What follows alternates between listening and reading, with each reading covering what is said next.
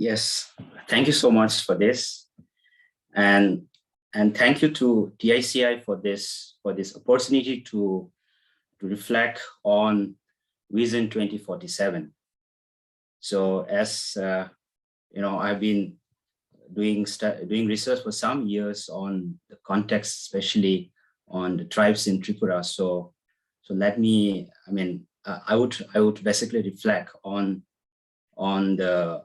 the political history of the indigenous struggles in Tripura, and thereby what can we learn for reasoning for 2047 in the context of indigenous people of Tripura is what I'm going to speak today. First, I'm going to introduce on the political history of struggles of indigenous people in Tripura, and thereby I look at what kind of state intervention and responses and different complexities that has been, thought of, and thereby reasoning on two themes. One would be on the socio-political, and the second would be on the socio-cultural. So let me begin with presently what we see in Tripura was known as Hill Tripura. So Hill Tripura was an independent state before its accession with the Union of India. So it was basically governed by many indigenous rulers with many indigenous natives as its subject, who are now termed as scheduled tribes after it became part of India. So as a society, it has its own culture, language, politics, history, sovereignty, and even its own calendar. So we might call such society here as epistemological community. So currently, these communities are categorized under 19 scheduled tribes as per Article 342 of the Indian Constitution. So it is understood that just prior to the signing of Instrument of Accession with the Union of India, Tripura was in a crisis situation with its own internal tension and problems within the state, and it further got aggravated with the sudden demise of Maharaja Bikram on 17 May 1947, which was just 3 months before India got its independence, who was actually the last Maharaja of Tripura. So on those years, it was believed that there was an experience of conspiracy from the Muslim League and the Islamic party called Anjuman-e-Islamiyah, who was supported by a royal member named Durjoy Korta, with a plan to merge Tripura with East Pakistan. So realizing such situation, in order to protect the state from all external affairs, Maharaja Kanchen Prabhadevi decided to sign an Instrument of Accession with the Union of India on 13 August 1947. So thereby, she signed an Instrument of Merger Agreement on 9 September 1949. So subsequently, Tripura became Part C state, later part of the Union Territories in 1956, and then later attained statehood on 21st January 1971. So in the state of Tripura, both Maharaja and its native subject has a history of remaining benevolent to its settlers from the neighboring countries whenever there's a crisis period. So we could see, for instance, in 1940, when there was a famine, Bengal famine, and again in 1946, Noakhali riots. Again, in 1948, even the reserve land that was made for the tribes were being de-reserved and has been given to the settlers for the settlement. And in 1949, you have Maharani Kanchen Prabhadevi allocating almost 6,347.10 acres approximately to the settlers. And we know in 1947 to 71 what happened, around almost 10 lakhs settlers were settled and rehabilitated by the government of India. So it is in this context that the demographic complexity began to be experienced within the state of Tripura, especially the decadal ratio between 1941 to 1951 to 1951 to 1961 has seen an abnormal increase from 24% to almost 78.71%.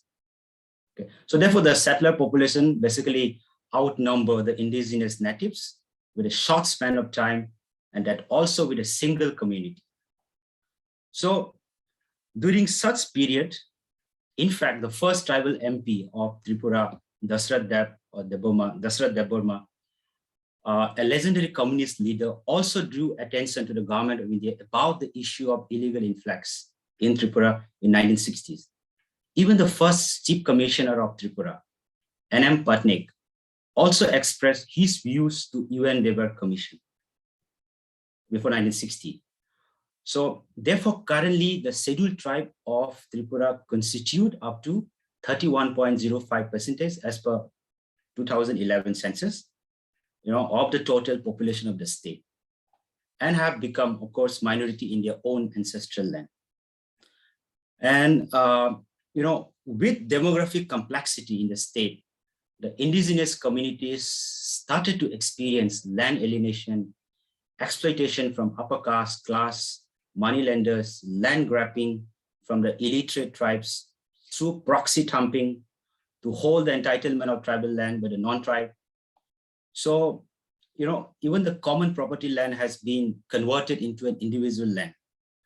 So, with such continued bitter experiences from the settlers, the tribes gradually started developing consciousness among themselves, such as concerning on the question of citizenship rights, land, language, sovereignty, governance, and epistemologies.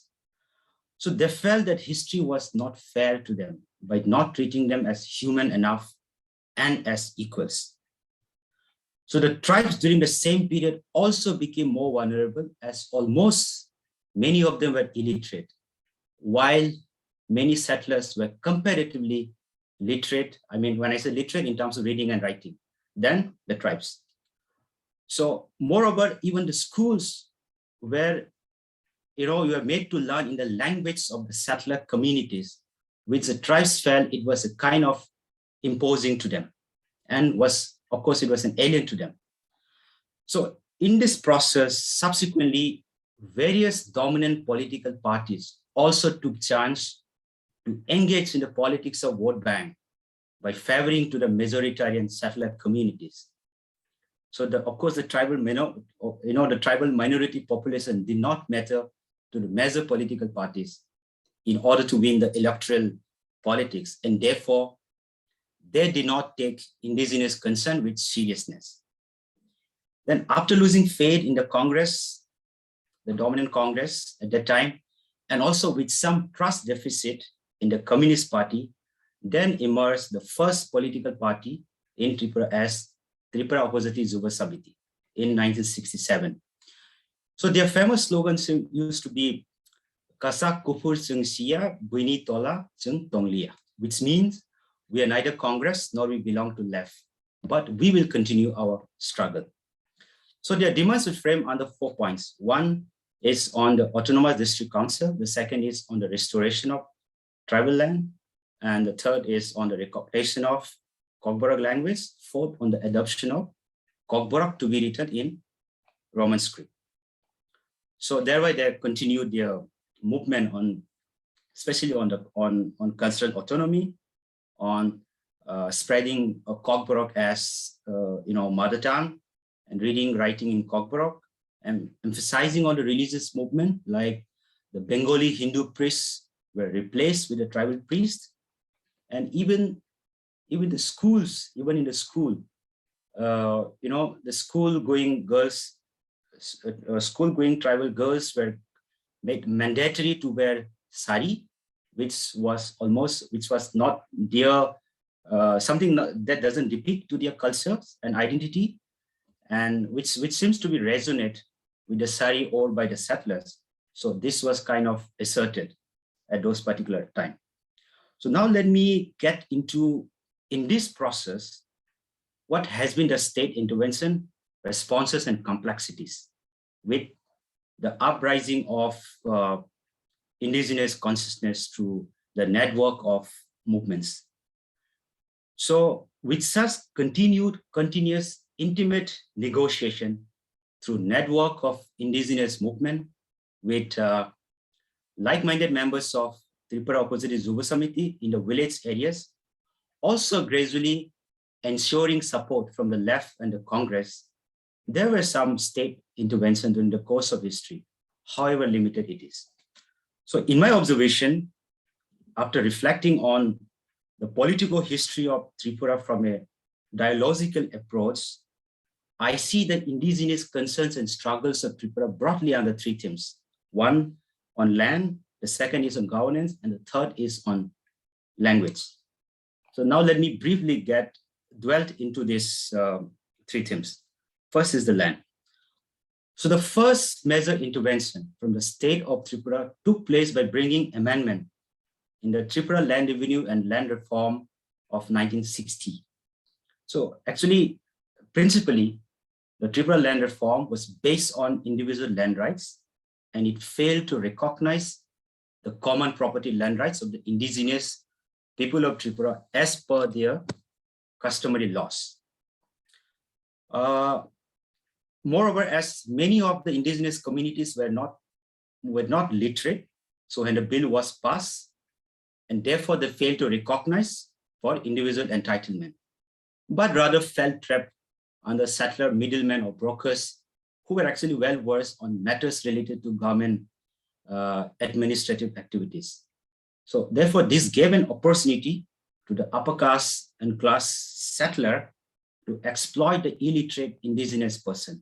In the process, many of them also got trapped in debt trap, mortgage, exploitation from moneylenders, such as through Dadan. Even my relatives had experienced similar kind of trap. In this process, there was some kind of amendment that took place to the land reform. Like, for example, the restoration of land as per the amendment that took place in 1974, where it says that the land that has been transferred illegally to the non-tribal will be restored on or before 1968. So, which means, but however, what happened was, I have looked at the official records from the initial period to the available is still 2001, where it says 21,000, almost 28,000 cases were filed, out of which only 8,636 cases were restored. The land was restored. So which means it's nearly around 25% of the total petition of the land was restored from the non-tribal. But when I was in the field this time, however, many told me that the land that was restored legally, however, they could not claim it or cultivate or possess it, as the land used to be located in the areas where the settler now resides. Second is on governance. So governance is another area through which the state has intervened to resolve indigenous concern in Tripura. As a challenge posed by the indigenous communities to the state were seen as prominent with demand for tribal autonomy, and also to resolve the tribal militancy, the government of India, by an act of parliament, created Tripura Tribal Area Autonomous District Council in 1979, first under 7th schedule of the Indian Constitution. However, as the protests for 6th schedule was continuing by the indigenous communities, even after that, so due to this, the central government of India brought District Council under 6th schedule in April 1985.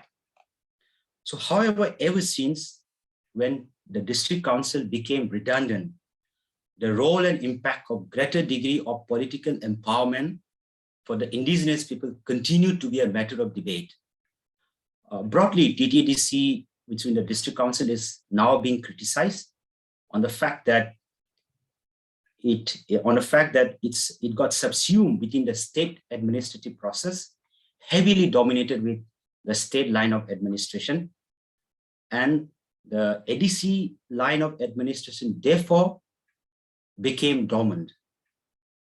Only some of its effective were seen with village committee, which only gradually got subsumed within the state line of administration, where the block advisory committee became the point of convergence, and the zonals and the sub-zonals became almost redundant.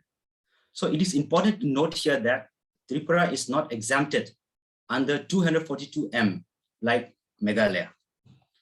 The financial autonomy and the financial capability became a concern, as most of their budget were just hardly enough for paying for their employees or staffs. So therefore, how to make district council relevant for the overall empowering of the indigenous people of Tripura, both politically, culturally, and economically, became now an important concern. Now, the third point is on language. The state also gradually responded in development and recognition of Kokborok, which is the Meso language spoken by the Meso-indigenous tribes in Tripura. Then by 1979, Kokborok became to be recognized as a state language. However, predominantly, it is still dominant by the Lhasa dominant language. And in 1970, the state government also established the language cell. Then in 1972, under the Department of Education, and facilitated the writings of textbook in Kokborok language. Then we could see in post-1980s, Kokborok teachers were around 3,000 to 4,000 Kokborok teachers were recruited to teach schools in Kokborok language. I have interviewed quite many of them.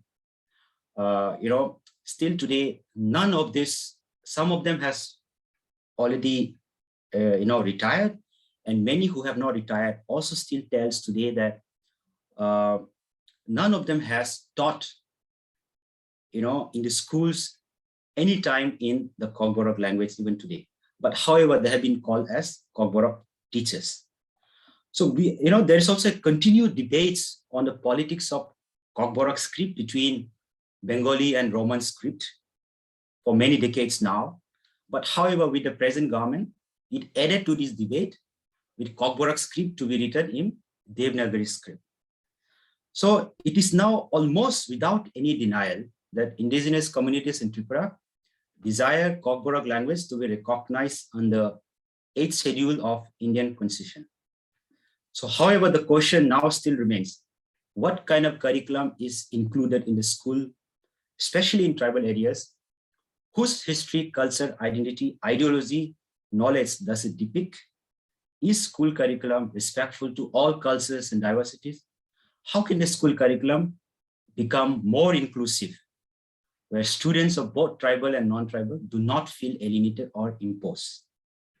So now let me get into specific on, visioning some critical concerns after I have reflected on, on the political history of the indigenous struggles in Tripura. First is on the socio-political life.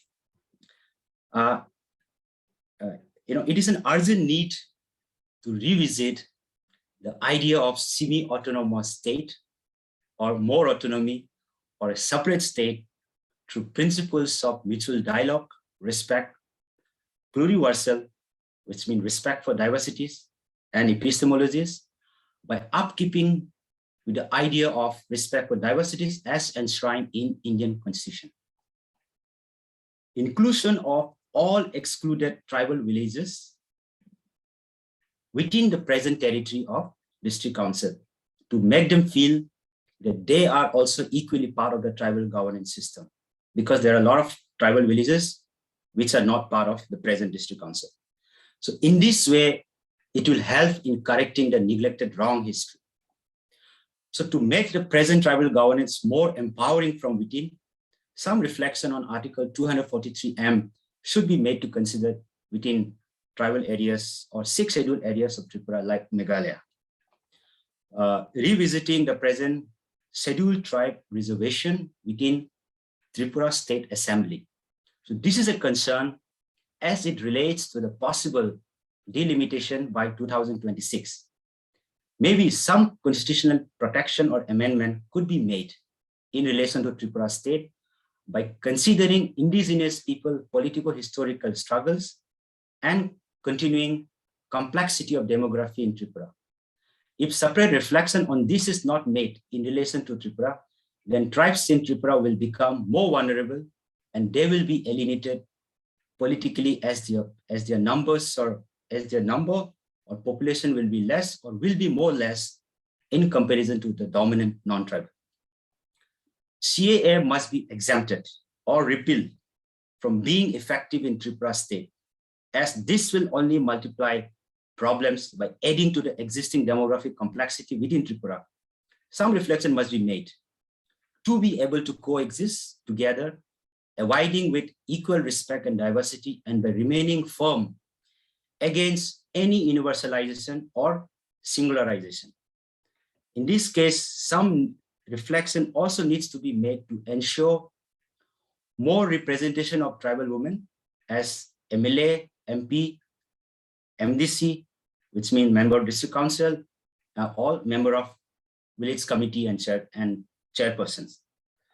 So last point to this theme is tribal scholars must be involved as part of the state policy, especially when it particularly concerned to the tribal issues in Tripura. Let me now tell some of the concerns related to the socio-cultural life. Recognizing Kokborok, having some reflection on recognizing Kokborok within the 8th schedule of Indian Constitution, as this has been the long demand of many indigenous communities of Tripura. Also the present, the script politics should be sorted out by allowing the indigenous people themselves to decide on their own fate without prioritizing with certain ideology or dominant cultural hegemony. However, if Kokborok is recognized or introduced in Tripura, it should not be made compulsory or mandatory for indigenous communities or non-indigenous communities whose mother tongue is not Kokborok. So therefore, the diversity of language or mother tongue within indigenous communities or non-indigenous communities should be given highest recognition and with respect. The next point to this theme is the identity, history, culture, folktale, and the tribal history should be included as part of school curriculum, along with the history of mainstream India, Northeast India, and the world history. Special care must be taken to preserve the monument, heritage, archives, sacred areas, preserve the original native names and places that concern to the tribal people and the history of the place in Tripura. So now let me conclude saying that,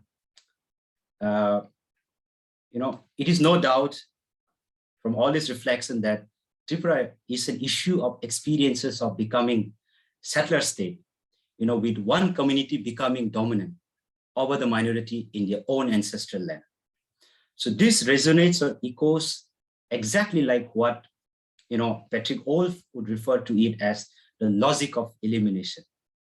However, reflection on coexisting between communities must be ensured through mutual dialogue and respect and by decolonizing the dominance. However, the role on efforts to decolonize the dominance should be the responsibility of both non-tribal and tribal, in pursuit or desire to live as equals with respect for diversities.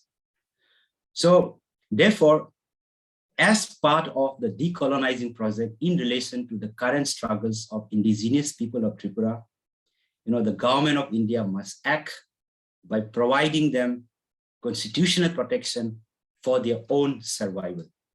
I think 2047 is quite late, in the context of Tripura. I think it's really kind of an urgent, need for the government of India to think on the constitutional protection of these groups of people, considering their political historical struggles across histories.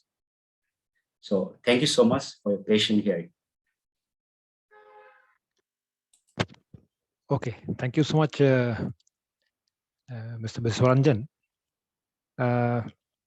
So many things and ideas that has been put forth for us to kind of think a little bit more seriously about, even contemplate theoretically. We will take up some of these issues as we discuss later, so that we don't kind of waste too much time here and there. We will directly go to the second presentation. And the next presentation is by